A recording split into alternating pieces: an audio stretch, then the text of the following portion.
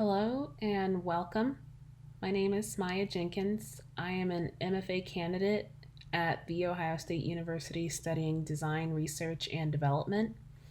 And I will be presenting my graduate research on implementing service design methodology towards the student help seeking journey for mental health challenges.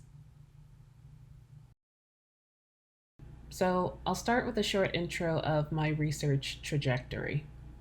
Since the start of my program, I knew I wanted to explore some idea at the intersection of mental health and design, but of course, I needed to define an appropriate research scope.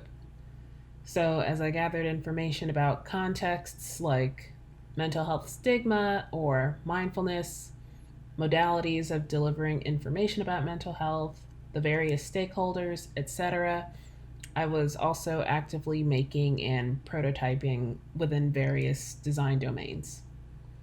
But the longer my exploration went on, the more I was hearing about calls to attention for improved mental health services on Ohio State campus. This included the mention of the reoccurring tragedy of students who fell to their deaths on campus during the year 2018. It also included the formation of a mental health task force at OSU, and most notably was the student dissatisfaction for the current mental health services. So this piqued my curiosity and it steered me away from iterating on one idea or solution or within any of the specific contexts that I was looking at, and this allowed me to dive a little deeper into the voices of those who were expressing disillusionment with the resources. And by coming away from any one idea, this led me to considering the combination of many different ideas into one experience, which is how I found myself focusing on service design. So I'll start with my research question. Using a service design framework, how might the current campus mental health services better reflect the needs of the college student population? So, to give a little bit of background on college mental health, college mental health services are a recent creation. The first student mental health service was established in 1910 at Princeton University, at least in the United States. And the mental health sector in the American College Health Association wasn't established until 1957, which is about 37 years after the ACHA was founded. And as student mental illnesses are on the rise, especially, during this time of COVID, the demand for mental health services is growing at a much faster rate than institutional enrollment. So, to give a couple examples of how Ohio State has responded to this urgency, the top right image is one of the signs posted in the Ohio State campus parking garages that show a helpline number for those who may be feeling in distress. The bottom is a graphic for a drop-in consultation service for students to receive recommendations from their peers. So there are some primary common challenges that occur across campus mental health services. And this isn't just true of Ohio State, this affects universities across the US. One of the biggest challenges is the long wait time due to colleges and universities having a limited number of campus mental health clinicians on staff. Students are scheduled for appointments as long as 1 month out. The second is a reduction in services. Students who may be considered less acute in their distress will receive less intervention and will be recommended to services where students will have to do a little more of the work themselves in order to minimize their distress. Third is brief therapy models. So this would be an in-person appointment with a specialist, but it's often a short-term solutions-oriented therapy session. It isn't formatted for students who would need long-term care. The last is off-campus referrals, where students will go through an intake process on campus, but they will be referred to a specialist in the community for long-term care. So throughout my program, I had heard the most dissatisfaction with wait times and the off-campus referrals. So I wanted to hear directly from these students about their experiences with these challenges. So next I'll give a short overview of what service design is. The short definition is the practice of designing services. It's the practice of choreographing the processes, technologies, and interactions driving the delivery of services. So what kind of products are people using throughout the services? Who are they interacting with? What is the process that they have to go through in order for the service to perform successfully? And service design is applied across multiple sectors, multiple industries, both public and private. The principles of service design are human-centered, collaborative, sequential, real or evidencing, holistic, and iterative. The original principles were the first 5, but has since been revised to add iterative as the 6th principle. So the double diamond design process is typically used to illustrate what the service design process looks like. So the first stage is in figuring out what is the right thing to design, and the second stage is designing that thing right. So it's a set of stages where the ideas are diverging, where during discovery, you're finding many different ways of approaching the problem, but at the end of that phase, the ideas are then converging into a defined scope, a defined problem to then tackle in the design phase. And the design phase is a similar process where the potential solutions are vast, but are then whittled down into solutions that are more feasible and are open to feedback. So I would describe my exploration in a similar fashion to the first diamond in the double diamond design process. This approach is very loosely based on that idea and is a little disjointed once you see the second half of my process. But it does illustrate how a service design methodology was appropriate for approaching the problem that I wanted to address. So going into stage 2, I had determined that I wanted to directly engage with the stakeholders who are most affected by the mental health resources, the mental health services. So I wanted to engage Ohio State students in primary research activities that would give me the scope of their prior experience and engage them in activities that would allow them to express their ideas for what a better experience could be in accessing mental health care. So the first method was individual semi-structured interviews. These would be candid evaluations by the students of their prior experience in trying to access mental health resources on campus. Those same students are then asked to participate in making activities where they would imagine the ideal help-seeking experience. So those students who were interviewed would be asked to create a persona of a student that is in distress and then create a journey map showing possible solutions towards a future ideal experience in getting the help that they need. This first journey map is an amalgamation of all of the experiences that the students described during the interview phase. This illustrates a journey of unmet needs for the students from the time that they realize they're in distress to their experiences of feeling dehumanized in the process, minimizing their feelings, and then feeling disillusionment in the process.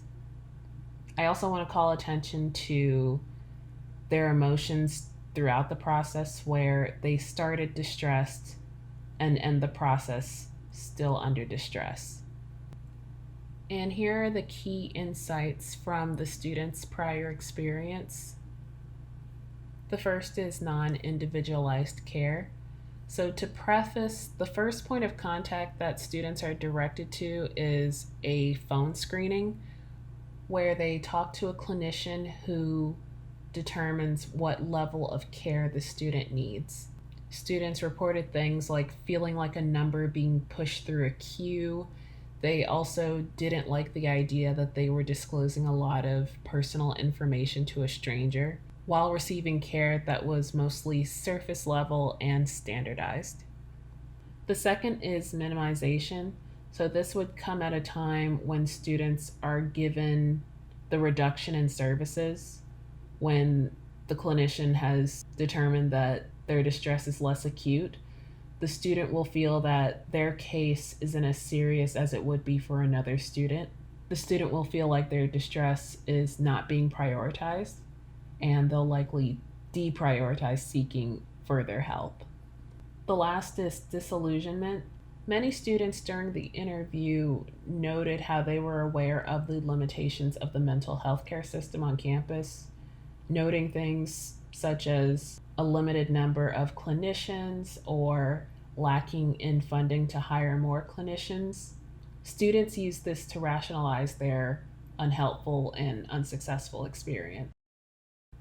Next, those students participated in the making activity, where they made personas of students in distress and made a journey of the ideal experience for those students. It was really interesting to come back with a variety of approaches to the activity. A couple of students would note specific types of services that their persona would benefit from and what those services would look like. You'll see that a little more clearly in the map in the top right. Other students approached this a little more viscerally, where they were talking about the emotions they experienced from feeling distress to eventually reaching a point where they realize they're okay. You'll see that in the paper-based kit down in the bottom right. And then there was an instance where a student used the journey mapping activity to ask philosophically how we are honestly and pointedly expected to help others or receive help, considering how stifling the present stigma against mental health, and even with cultural pressures being present. During the making activity, students were asked to describe the quote unquote ideal journeys created for their personas.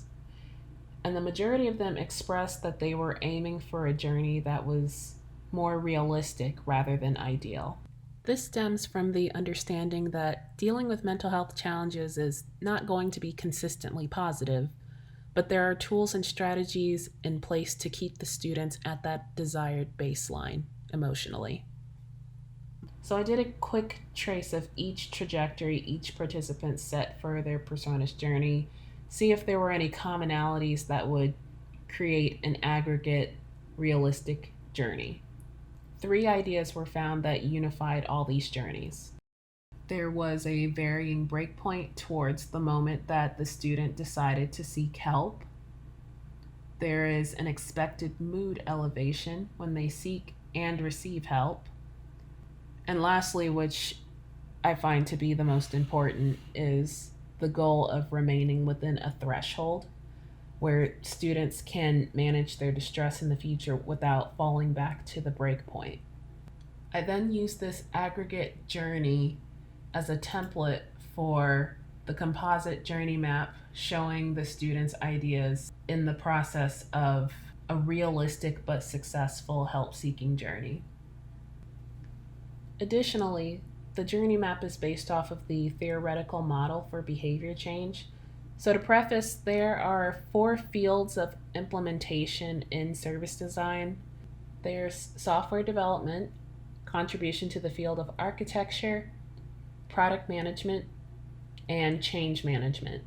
So, the field of implementation that I'm appealing to is change management, because in putting student mental health services in the context of service design, the goal is to make lasting and effective behavior change.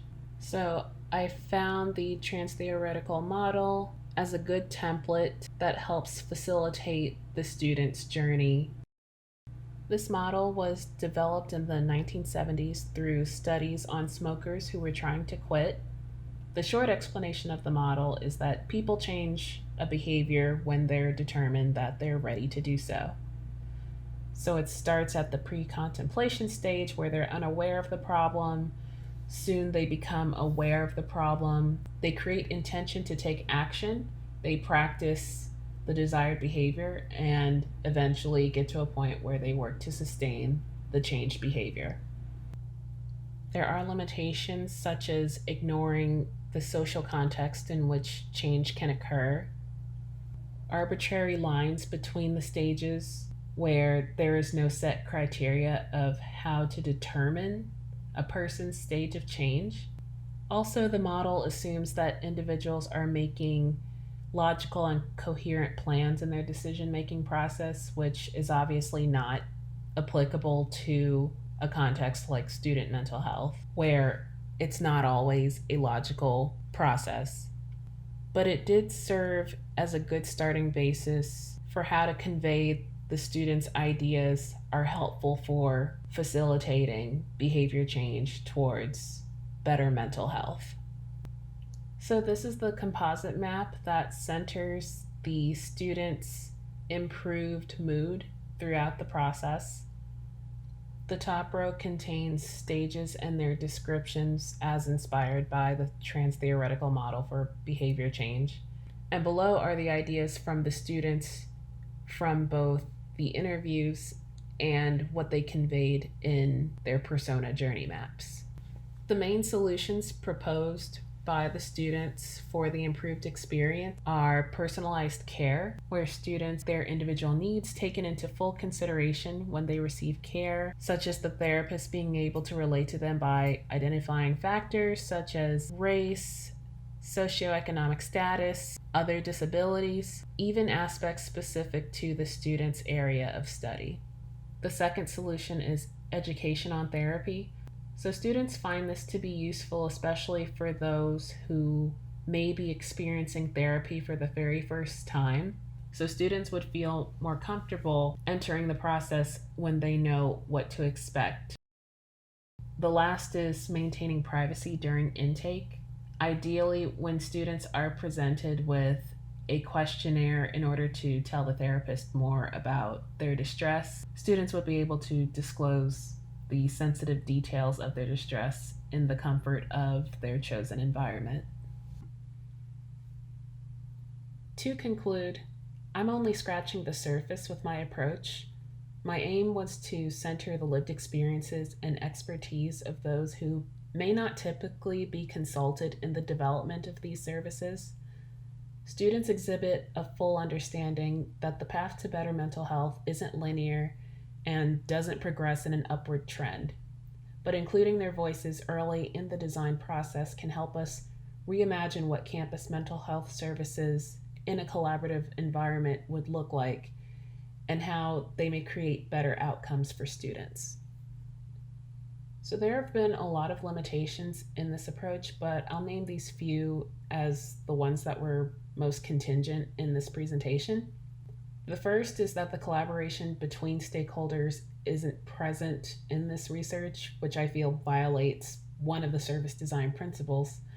This is due in large part to the COVID-19 lockdown, during which I was conducting the research activities, and also the students' choice to complete the activities individually rather than in a group setting, which had been offered before the lockdown had limited that possibility.